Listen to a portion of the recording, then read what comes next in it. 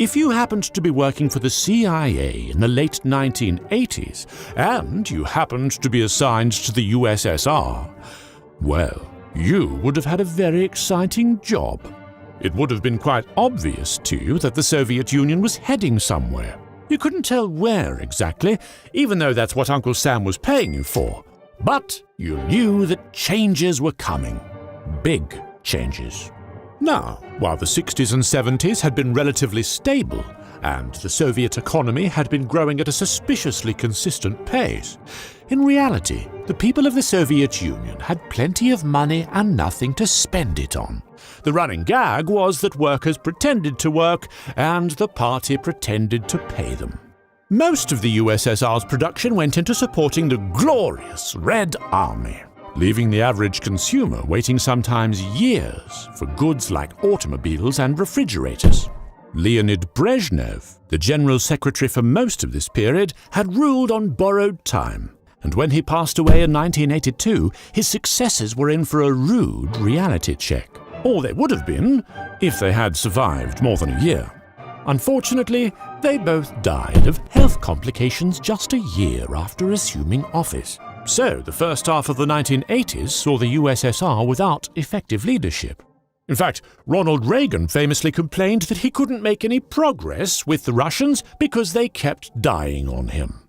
The Soviets did eventually elect a leader who wasn't terminally ill, our good friend Mikhail Gorbachev, who found himself in a very problematic position. On one side, he had to deal with a younger, more progressive generation of communists that wanted to save the Union by radically reforming it. On the other side, he had to contend with the old Soviet hardliners, who dreamed of returning to the glory days of violent suppression, because nothing solves internal problems quite like imprisoning and torturing your opposition. Ah, those were the days. On the Siberian Railway. Right off the bat, these two factions threatened to tear Gorbachev apart. When the Chernobyl nuclear power plant exploded in 1986, the hardliners tried to cover it up, only to fail miserably and embarrass the Soviet Union. Gorbachev backtracked and promised political transparency and freedom of speech in a bid to win back the people's trust. He also tried to fix the horrendously broken planned economy by, for example, removing the artificially low price of vodka to stop everyone from being drunk all the time. It's more expensive. Whoa. The problem with that is that you end up with a bunch of hungry, disillusioned Russians who are now also sober enough to organize nationwide strikes, which they do. The hardliners beg Gorbachev to send in the tanks, but he doesn't. The folks over in Eastern Europe see this and think, well, if the repression really is over, this is our ticket out of the Iron Curtain. And before you know it, you have free elections in Poland, a united Germany, and Gorbachev shaking George Bush's hand and declaring that the Cold War is over. At this point, both the hardliners and the reformers are calling for Gorbachev's head. The hardliners think he's dismantling the Union, whereas the reformers demand full-blown democracy. Gorbachev's next move was to organize the first and only Soviet presidential election, with him being the only running candidate, which was received about as well as you'd expect. Thus, in early 1990, it was pretty clear to everyone that Gorbachev's days were numbered, and that's exactly what the CIA predicted. It laid out three possible scenarios to President Bush. Scenario 1 was the complete and violent dissolution of the Union, where the constituent republics would have to fight for their independence against the Red Army. Scenario 2 predicted a preemptive totalitarian crackdown on the growing democratic movements, essentially turning back the clock and restoring the good old USSR. The final, third scenario was a partial fragmentation, where the most problematic republics would be cast out. These were the Baltics, the Caucasians, and Moldova, while the rest of the Soviet Union stayed put and muddled through somehow, albeit with more expensive vodka.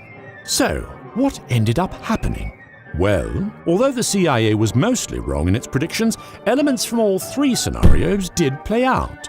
After Gorbachev's farcical presidential election, Many constituent republics organized similar elections of their own, most notably Russia itself, which elected renowned drunkard Boris Yeltsin as its president. Well done, Boris. By the end of 1990, the constituent republics were well on their way to independence. They had claimed ownership of their natural resources and had rejected Soviet laws as inferior to their own. Nevertheless, not a single bullet had been fired, and there definitely wasn't a Russian Civil War Part 2 with nukes, as the CIA had feared. By early 1991, Gorbachev had pivoted towards a federalist system that would give significant autonomy to the constituent republics. He held a referendum on it that actually got approved by 80% of all voters. And for a brief moment, it seemed as if the USSR could really survive by rebranding itself. But then, one day before the Federation Treaty was scheduled to be signed in Moscow, the hardliners decided to take matters into their own hands. They placed Gorbachev in house arrest, banned all newspapers, and marched into Moscow with tanks and special forces. The coup predicted by the CIA had indeed come to pass. But crucially, the conspirators failed to capture Yeltsin, and before they knew it, he was on the streets rallying the people of Moscow. The coup fell apart just 3 days later, when the soldiers refused to open fire on their fellow citizens. But by that point, any remaining trust in the central government had vanished. Ukraine declared independence on the 24th of August, and within 3 weeks, the Baltics had already joined the United Nations. The USSR formally voted itself out of existence on the 26th of December, though by that point its demise was a foregone conclusion. 30 years ago, 15 Soviet republics became independent states. One day part of Soviet territory, the next foreign countries.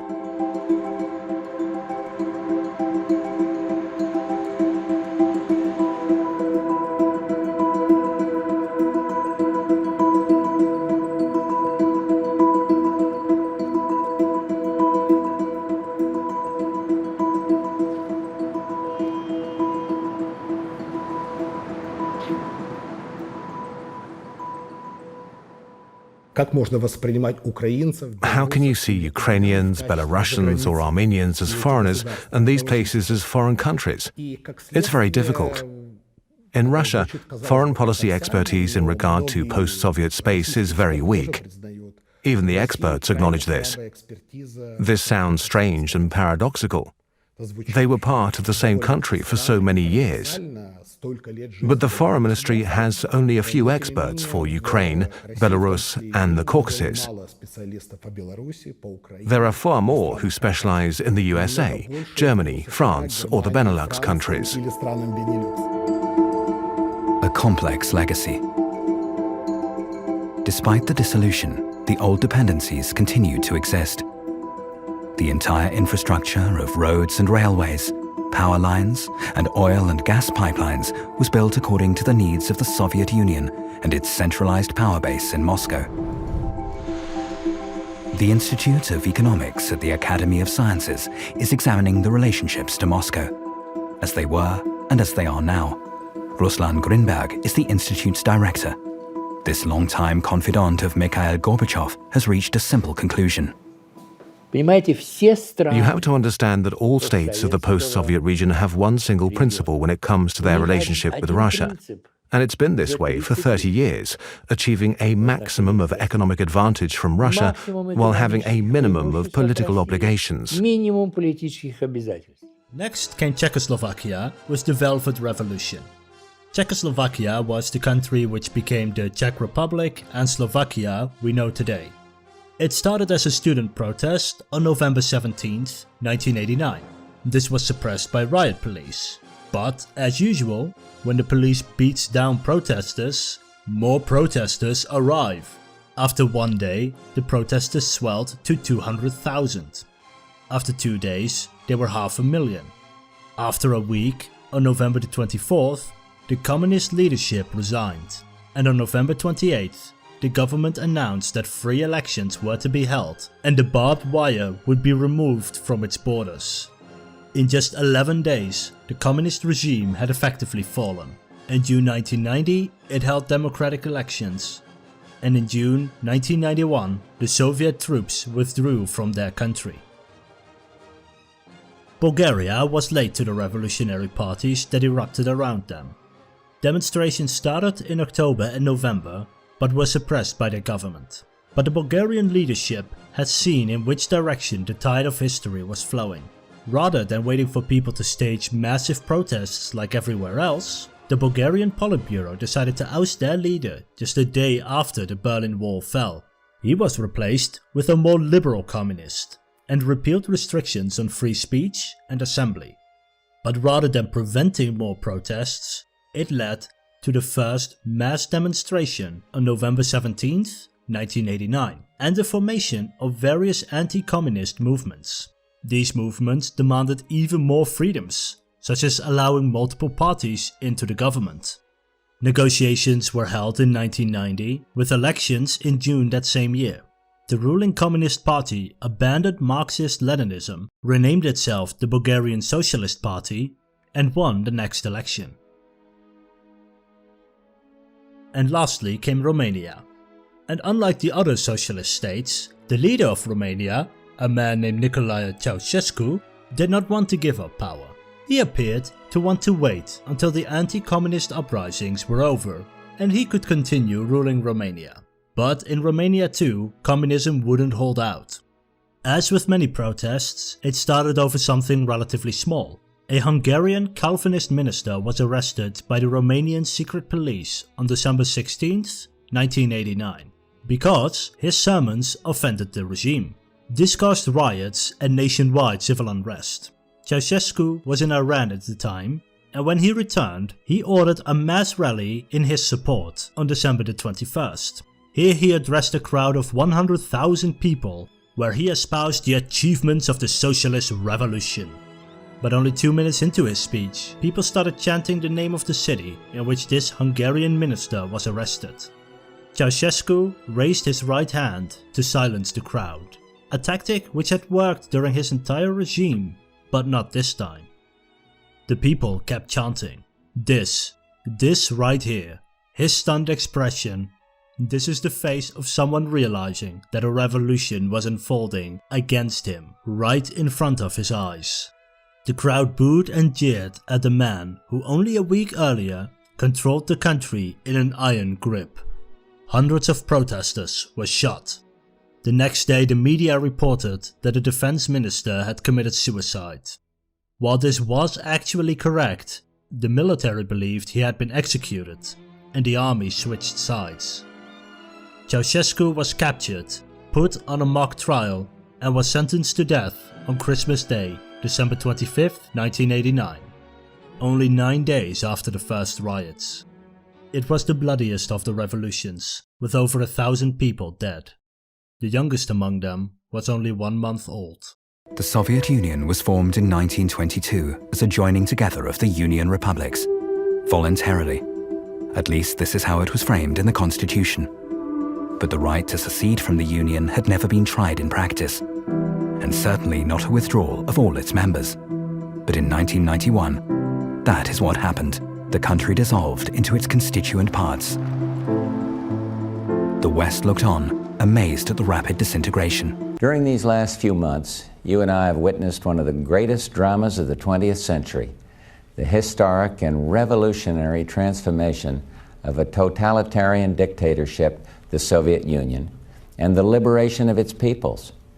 As we celebrate Christmas, this day of peace and hope, I thought we should take just a few minutes to reflect on what these events mean for us as Americans.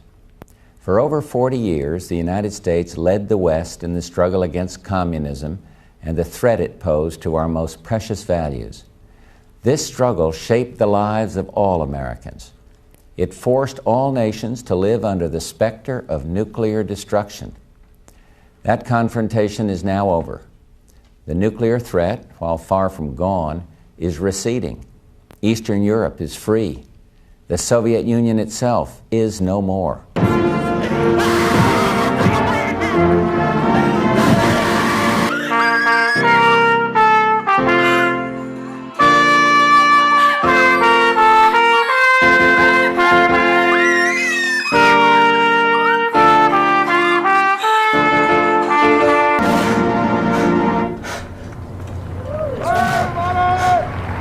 25 million Russians were left in shock. They suddenly found themselves inhabitants of other countries, compounded by the uncertainty of whether they would be accepted there as citizens or be allowed to keep their homes and land. Vladislav Belov is the director at the Center of German Studies. He is no political ally of Vladimir Putin, but he agrees with the president's claim that the fall of the Soviet Union was the greatest geopolitical catastrophe of the 20th century.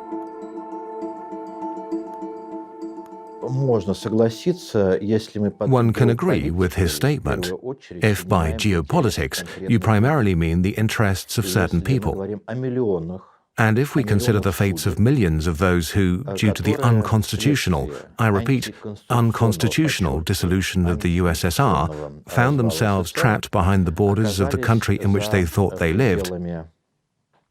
I'm talking about 25 million Russian-speaking citizens who, overnight, woke up to find themselves living in another country. Today, we are in one country. Tomorrow, we wake up and find ourselves in another. These people were treated as second class. And that is, of course, a catastrophe. At the start of 1989, the Eastern European countries were all considered stable socialist countries. By the beginning of 1990, all Warsaw Pact nations had experienced a political revolution. Except the Soviet Union. It had thus far remained relatively stable, but 1990 was the year where this would change. It started with the Soviet Union allowing mostly free elections where people could vote for multiple parties, rather than only the communist parties. This allowed the various republics, which comprised the Soviet Union, to elect non-communist parties to their parliaments, resulting in a wide range of new parties being registered all over the Soviet Union. This was supposed to revitalize Soviet politics, believing that competition would result in a more efficient political system that would better represent the will of the people. What happened instead was that most people who were unhappy with the communist government voted en masse for independence movements.